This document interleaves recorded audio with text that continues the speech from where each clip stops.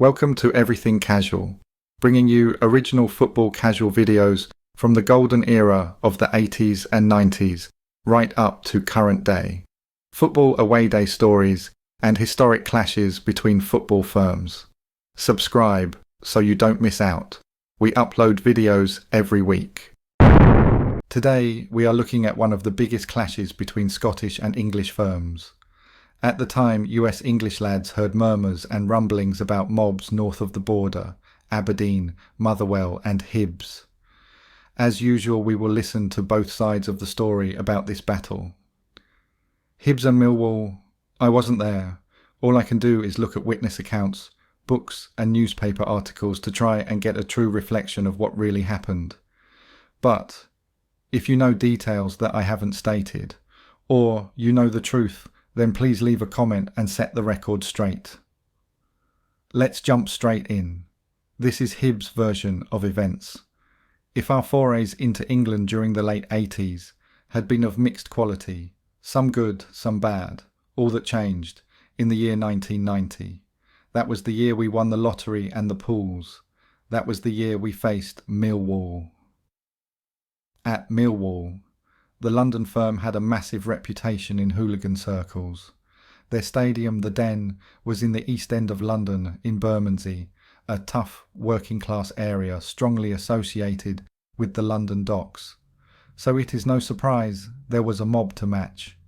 On home turf, they were damn near invincible. They had to be good.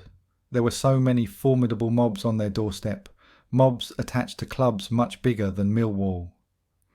Think of West Ham's intercity firm, Arsenal's Gooners, Chelsea's Headhunters. But Millwall were, at the very least, the equals of any of that lot. They were just hard Cockney bastards, boys who lived for a Saturday, and the grief that came with it. Just like us. We were about to enter hooligan heaven. As usual, I was heavily involved in the planning and logistics. In fact, it was me who hired the two buses that were to take us down to London. To keep the old Bill off guard, one of the buses was hired from a company in Haddington, East Lothian, the other from a firm in Auchtermuchty, Fife. Being suspicious bastards, the police would no doubt have checked with hire companies in Edinburgh. The game was on a Friday evening, the 17th of August, and our intention was to drive overnight from Edinburgh on the day before the game, which would get us into London early on the Friday. We met up in our spiritual home, the Royal Nip on Easter Road, at about 8 o'clock on the Thursday for a quick drink.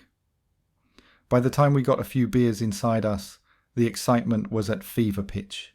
Then we were hit by a bombshell of Hiroshima proportions. The cops walked into the Nip and informed us they knew all about our plans. All our careful planning had been for naught. We were devastated. It was like the scum snatching a last-minute winner in the Edinburgh Derby.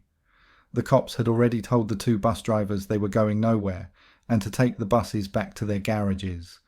They informed us the fun was over and to get our arses back home. After we had recovered from the initial shock, we just thought, F that. We have been planning for Millwall for weeks, and we are not going to let the old Bill mess it up. There and then we decided we would get to London by hook or by crook. Some boys flew down, others went by car or train. We were determined not to pass up the opportunity of a lifetime. It was Millwall or bust. I went home from the Royal Nip and got into a right barney with a gang of Dunfermline boys in a nightclub. An event that led to our attack on the Cronk a few weeks later. It meant that I didn't get to sleep until 3:30 in the morning, but I still managed to drag myself out of bed and along to Waverley for the 6 o'clock train to King's Cross. We arrived in London about 4 in the afternoon and made our way to a pub called the Hog and Pound, which is near Oxford Street. On our way we kept bumping into more and more CCS. Despite the best efforts of the busies, it seemed that we would have a fair-sized mob after all, which, given Millwall's reputation, was just as well. When we arrived at the pub, there were about 80 of us there and more arriving by the minute. It was a carnival atmosphere. Beers were sunk, songs sung, and promises made about what we were about to do to poor old Millwall. Then it was time to leave. We got the tube, and despite advice from a West Ham boy we had met in the Hog and Pound, we decided to walk along the Old Kent Road, the spiritual home of all things Millwall. This was considered a no-no by other firms. It not only offended the home mob, but also made you highly visible to their spotters. But we didn't want to sneak in. That wasn't our style. We didn't give a F if Millwall saw us or if it gave them a tactical advantage. We were proud of our team and proud of our mob, and we were done if we were going in through the tradesman's entrance. As it happened, Millwall didn't spot us on the Old Kent Road. Maybe they weren't expecting us to come down from Scotland on a Friday night for what was, after all, a friendly. So far, so good. Then, about half a mile from the den, we spotted it. Millwall's boozer, the crown and anchor. Bingo! It was time to make a name for ourselves. The chant of CCS, CCS went up, which they must have heard because, as we got closer to the pub, about 30 of them came out and took on our advance guard, which I am proud to say I was part of. They were big, hard-looking bruisers, generally older than us, with an average age of about 30. I could tell at a glance why they were feared and respected by mobs from Exeter to Carlisle. The fighting, while it lasted, was vicious. One false move against those guys, and you would have ended up in hospital for a very long time. They were formidable, but when our boys further down the road got into the action, our superior numbers soon began to tell. We pushed them back, right into the pub, where they tried to make a stand in the doorway. In the meantime, some of our boys had picked up plant pots from the pub garden and were hurling them through the windows. Other boys were turning over cars, which set off the security alarms. It was total fucking mayhem. I vividly recall that one of their guys, a tall dude with long hair and a wild expression on his face, got a real doing. The shirt was torn from his back, and then insult was added to injury when someone ripped his Ponzi gold chain off. Medallion Man then got a right kicking from a few of us before he was able to scramble back inside the crown and anchor. Serves the cunt right for having such bad taste. Then, inevitably, we heard that familiar refrain, the sound of sirens. We scarpered, but the cops gave chase, rounded us up and escorted us to the den. Some of us went in, including me, but others stayed outside, chatting about what we had just done. That was the wrong decision. Millwall saw their chance for revenge and attacked. They didn't discriminate between CCS and Scarfers. In their eyes, both groups were fair game. We could see what was going on from inside the stadium, and we tried to break through an emergency exit to help them. But the cops pushed us back with their truncheons, and we had to stand and watch as our mates and the Scarfers got battered. The game itself passed without incident. There were the usual songs from either side. We chanted, "We thought you were hard, we were wrong, we were wrong." They were going ape shit. They couldn't get at us, but they launched volley after volley of missiles in our direction throughout the 90 minutes. And they let us know in no uncertain terms what they were going to do to us jocks, at full time. When the final whistle sounded, the cops locked us in, and when they did open the gates about half an hour later, they thoughtfully provided us with an escort. The fact that there were dozens of old Bill waiting to take us back to the tube station shows you just how desperate Millwall were to get in about us. As well as being out in force, the cops thought it necessary to reconfigure half the road network of East London. Street after street had been blocked off to stop the locals exacting revenge. As we were walking, we could see Millwall on every corner, and this time they were well and truly mob-handed. Clearly, they did not appreciate being turned over on their own patch, and they were baying for blood. To be honest, if it hadn't been for the police, we would have most likely got a real kicking. There were just so many of them, and they were a great firm. Apologies for the cliché, but we really were in the lion's den. That was effectively how the night ended, although we did spend a fruitless few hours looking for other London firms to fight. On the train back home, we reflected on our encounter with Millwall and pronounced ourselves well pleased. We had taken them on their own patch, and not been found wanting. It had done our self-confidence and our reputation the world of good. Other mobs certainly thought so. In fact, Millwall's main local rival, West Ham's intercity firm, put a notice in the London evening paper, the Evening Standard, congratulating us on a job well done. It was high praise from a genuinely top-class mob. It was perhaps inevitable that someone would have to pay the price for what happened that night. Bobby Lipscomb was one of the main casualties. He was arrested and charged with a fray, for which offence, if memory serves me right, he got 2.5 years. I went down to London to give evidence at his trial, as did other members of the CCS. We were desperate to help Bobby, but it was a gesture that the judge did not appreciate. His attitude was along the lines of, "How dare you bring these convicted hooligans down here as character witnesses, or to give evidence that Mr. Lipscomb was not involved in the violence, so we probably did Bobby more harm than good." So that was Hibs' CCS version of events. But this is what one Millwall fan had to say about that day. "I've been in London for 18 years and never been all that interested in English football.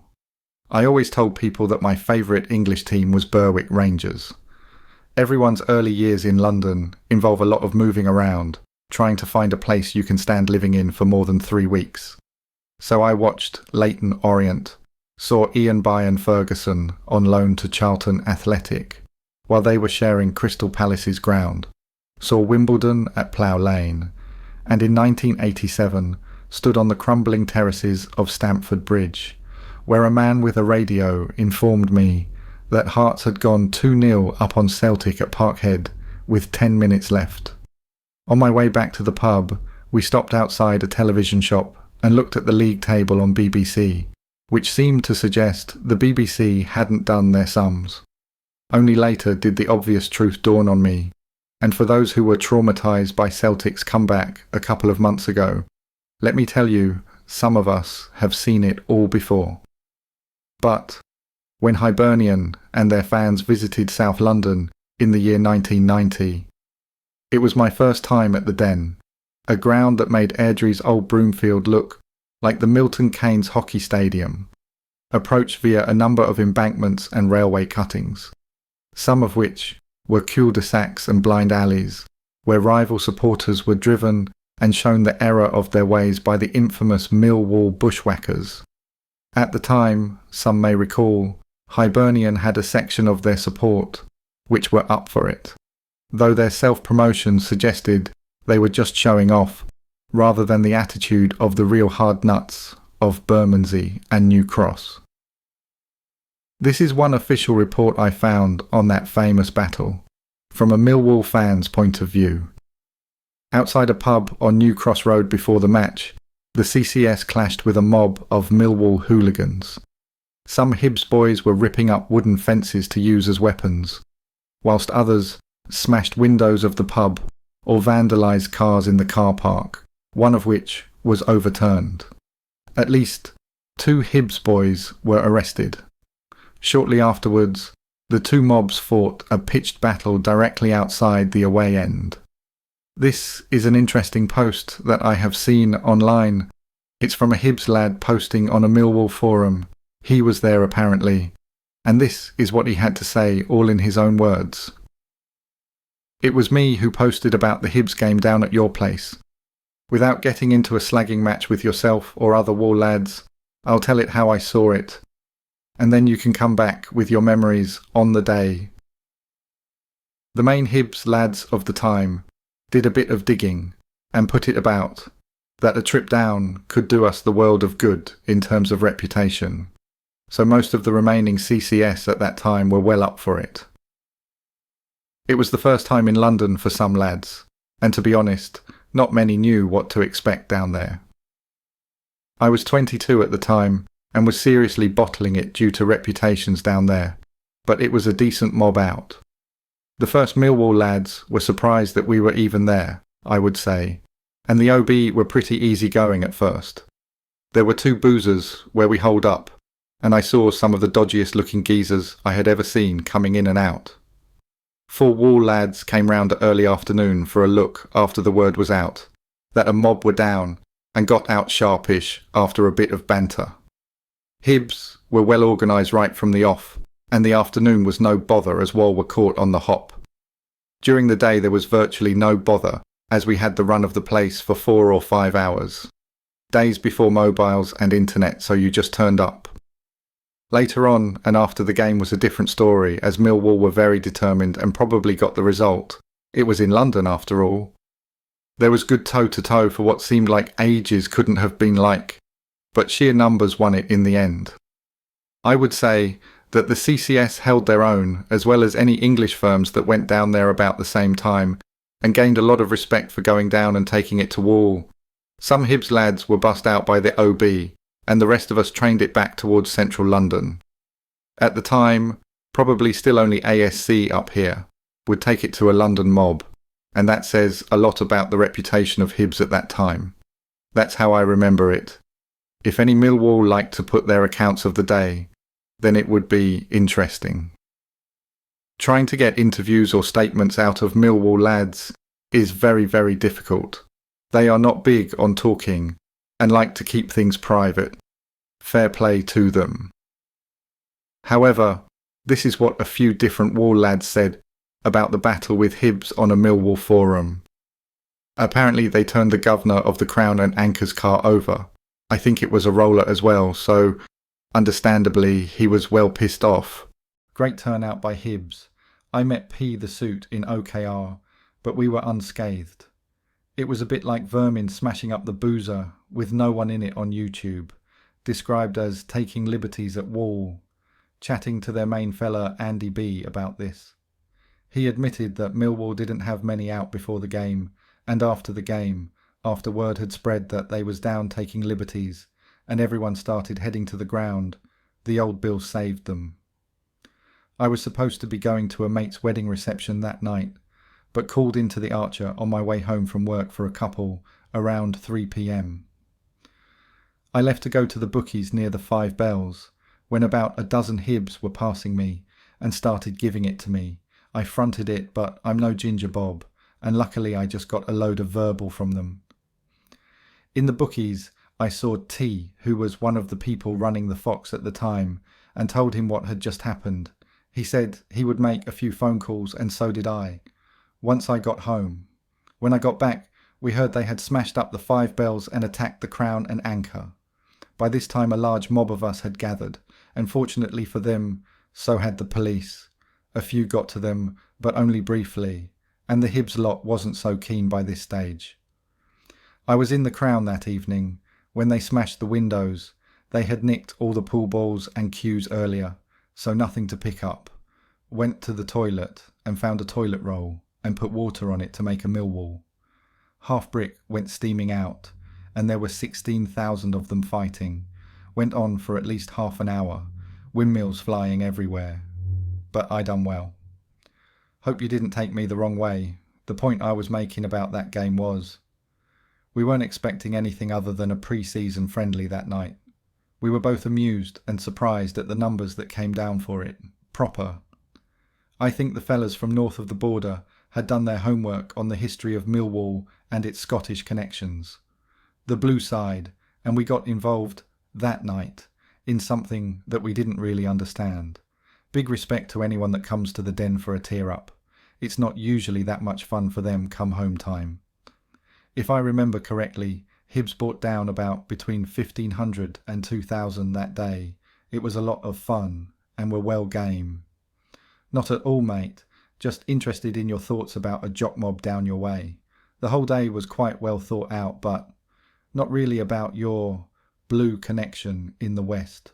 Some main Hibs lads had come over from Hearts, as the CCS were the main players in Scotland, along with the ASC, so it was about being a mob, rather than a religion thing. I know some Rangers lads, and they are spot on. That whole topic about the Hearts lads who formed part of the CCS has been well covered though, and is now boring in the most part. They are some of the ones that go with Manchester United now. On the day, I reckon there was about 1,000 fans down, and about 200 CCS, might be stretching a bit, and it was the surprise factor that played a big part. Regardless, even going was a triumph, as no other Scottish mob would have. Wonder what would have happened if there had been a return fixture? Worst thing is that memories like these are all that's left now. There's a Hibs revival going on with a few frontline faces getting into it again. But the CCS who you saw are gone, sadly. So, there you have it. I could have gone into a lot more detail. This is just the short version. Lads, if any of you disagree with anything that has been said in this video, then please say so in the comment section. I get the accounts of football lads that was actually there, but sometimes it's not always a true version of events, and I end up getting pelters in the comment section, so if you was there and want to get across what really happened, then please feel free to say so in the comment section. This channel is all about sharing memories and stories from genuine football lads. We don't always agree, but what we can do is share stories and memories of good times. If you have a football story you would like to share, just get in touch and I will make a video about it. I will leave your name out and keep it anonymous too. But genuine stories from genuine people like you lot is what this channel is all about, so get in touch.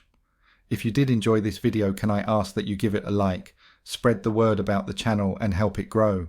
And if you haven't already, could you subscribe? It doesn't cost a thing and it really helps the channel, so it would be greatly appreciated. So until my next video, take care boys. Thank you for taking the time to watch this video. If you subscribe, you will be notified when we release a new video. It could be your firm we make a video about next, so don't miss out and hit the subscribe button. You can find me on Facebook or email me if you have a good story to tell. See you next time.